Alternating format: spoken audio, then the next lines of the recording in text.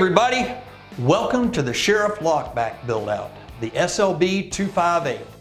You're going to find that this is a very exciting project today, a little more complex than some of the others, so if you are ready to step up your knife making skills and get a little more experience on some finish work, this is a great project for that. So grab your Sheriff Lockback kit and follow along. Have fun. All right, so the first thing we're going to do here is we're going to open our gift box. So as you can see, now that we've taken everything out of the box, we want to make sure that we have our blade, we have our liners, we have our locking mechanisms, we have all the pin stock that we need, we have our spacer for when we do our peening of our pivot pins. So what we're going to do now is we're going to make sure that we prep the kit to be assembled. One thing that's going to be very important when you put your handle scales on is that they're able to sit down flushly and they meet up to the bolster nice and smooth. In this case, there's a little bit of a rough piece there from where it was tack welded on. That is not unusual. This is a kit that requires more finish work. We do offer kits from very simple screw together up to more in-depth. Some people would say complicated. This really, as you'll see in this though, is not a complicated kit. It's actually pretty simple, but it is just more in depth. It requires more on your part to finish. The idea being that you're moving the next step along and being able to make your very own knife from scratch. So as you can see, we've got this nice and smooth now so that our handle scale can butt right up against it smoothly, because what we don't want is a gap.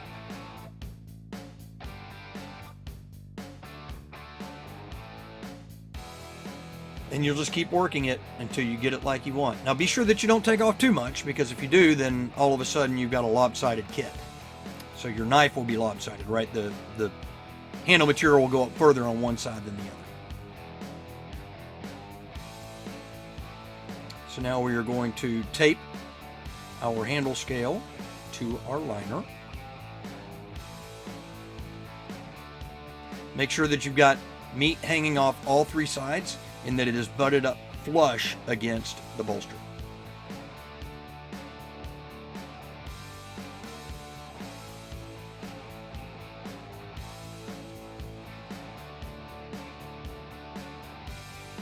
Now we just mount it to a drill. As you can see, we do mount it to a piece of wood underneath. And the reason that we do that is so that when you drill the drill bit through, you're not hitting a solid surface or anything underneath, and you also don't run the risk of, as the bit goes through the other side of the handle, of just banging that thing down right against the line. So in this case, your wood that we're sitting on is different than the wood handle scales. So you'll know you've gotten through the handle scales when you start seeing the lighter color wood come back up from the drill. And so we are drilling this all the way through the handle. And what we've done here is we have put that pin in just to kind of make sure that it fits through the hole and to make sure that the holes are lined up. Now, the reason that you want to do that is because you run the risk, if you don't, of the handle shifting on that liner, and then you end up with one hole that you can't get pinned through. Once you've got two pins in there, you're good though, because that'll keep it from shifting around. So now that we've drilled everything on both sides, we are going to go in and we're just going to kind of clean out our holes. You'll have a little bit of chips and things that you just want to clean out. Just deburr them.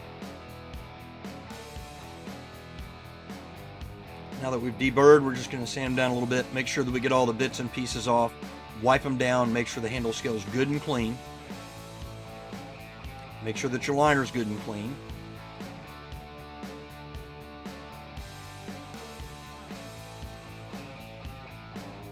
And we do all this because we want to make sure that the epoxy can stick very well.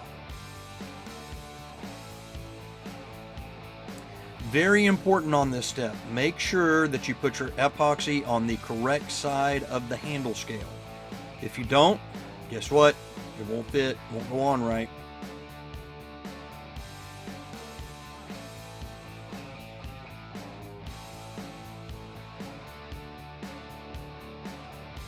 And we're just going to put it on nice and even.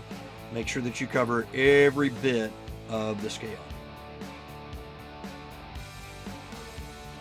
And if you go a little overboard here, that's okay.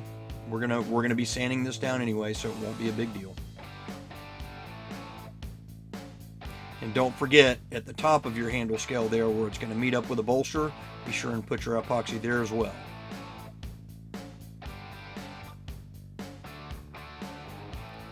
We're just going to put it on and line it up.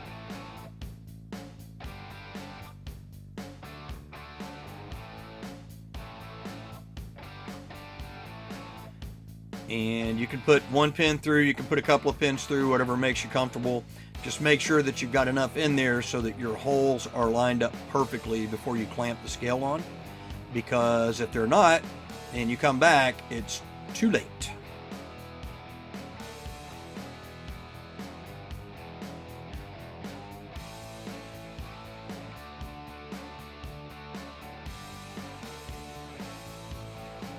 So as you can see in our case, we put 2 pins in. That's enough to line up everything. Clamp it.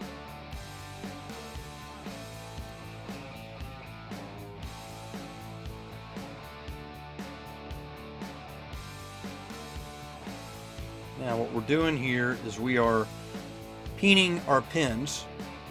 So when you do this, make sure that you've got the pins in the right holes, because some of these pins go all the way through both sides to hold the kit together, obviously, so you can have a finished knife. But the ones at the top, and when I say top, this is where your blade is folding down through, those are not going to run all the way through, obviously, because then when you fold it, your blade would hit. So as you can see, the top one and the one that is close to the top, right? Those two, your 2 higher ones, you're going to peen those, because you need those to be peened to the liner and that piece of wood to help secure everything. When you do this, and we'll show you later, we're going to kind of smooth that down as much as we can. You just want to make sure that you peen it and smooth it enough so that when you later put your blade in and you open and close it, you don't run the risk of it hitting, scratching your blade, or damaging your blade. Okay, so now we've waited about 24 hours to make sure that everything sets and cures.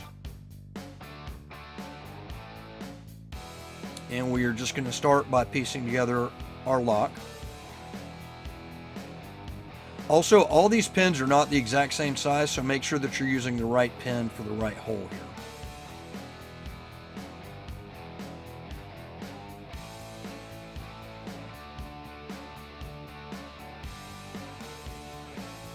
And if you get a pin that's a little rough on the edge or a little bit big, sometimes when they're cut, they get pressed and swell a little bit at the end. You just kind of sand that down just a little bit.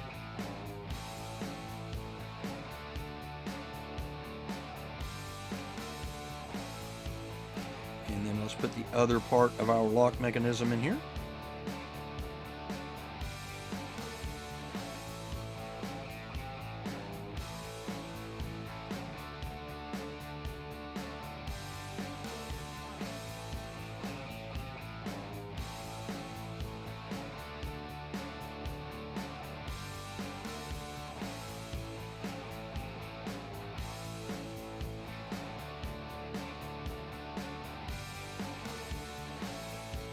When you do this, be sure and put both of those pieces in the back. It won't work with just one of them.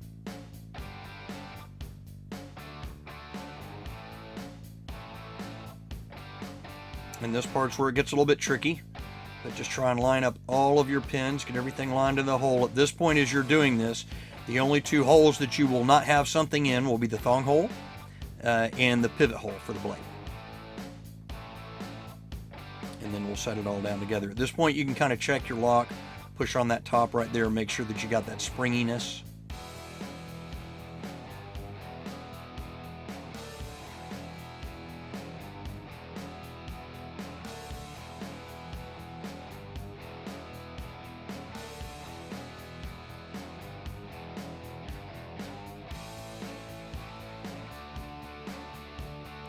And just put your pivot pin in. As you can see, this requires a little finesse at this part. Don't think that just because you're having a little bit of a difficult time getting that pin in, that you need to sand it down a bunch, because you don't. If you sand it down too much, you'll end up with a sloppy pivot pin.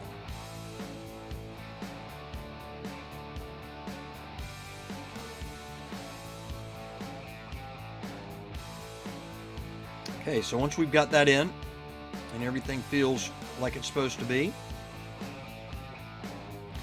Make sure that our pin stock is all the way through, and then we are going to go and we are going to peen the pin stock again.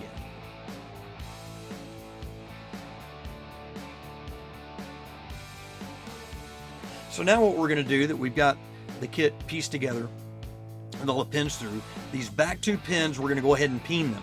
What peening is going to do is just like we did before, it's going to swell up the pin on the inside where it goes through the liner, well actually the handle scale, the liner, part of the locking mechanism, the other liner, and the other handle scale. This helps prevent the whole kit from coming apart. So you want to make sure that you peen these well. By peening them well, I don't mean pounding on them. You can see that we're hitting them fairly lightly, but you just want to do it so that they get mushroom good, so they get swelled up on the inside. So as you can see now, we're actually going to peen our pivot pin. Now the trick with a pivot pin is to make sure that you don't peen it so much that it squeezes into the hole in the blade so you can't open and close it, and also so that you don't squeeze your two liners so close together against the blade that you can't open and close it.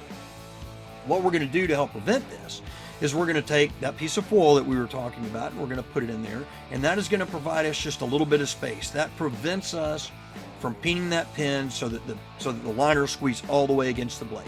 We're going to do it with the spacer in there. We're going to peen it, then we're going to pull the spacer out, and that will leave us just enough play that you can't wiggle the blade around, but that you will be able to open and close it smoothly. And that's the key. If you don't peen it enough, you're going to have sloppiness in the blade. You'll be able to wiggle it back and forth. If you peen it too much, you're not going to be able to open and close your blade smoothly. So this is where it requires a little finesse and a little practice. So what we're doing now, we taped up our blade first so that we don't cut our hand as we're sanding. What we're going to do now is we're going to go ahead and sand, and that way we can start smoothing out our handle scales and getting this to a little bit more of a fit and finish that we want.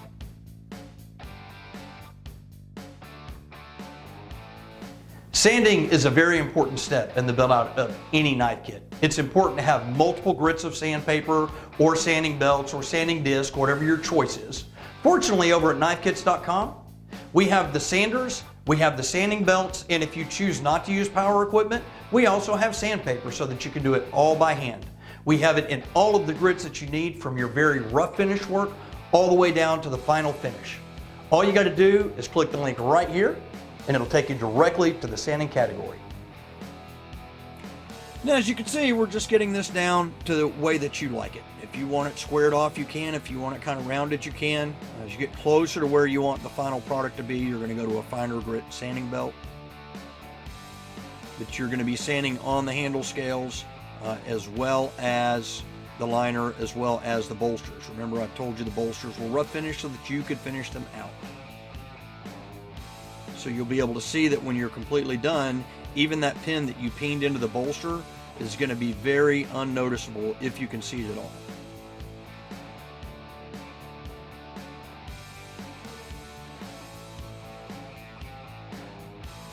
And then we're just going to polish it out. Hang on good to your kit, because this is the most dangerous part in the shop, is that polishing wheel right there. It will grab that thing and sling it across the room.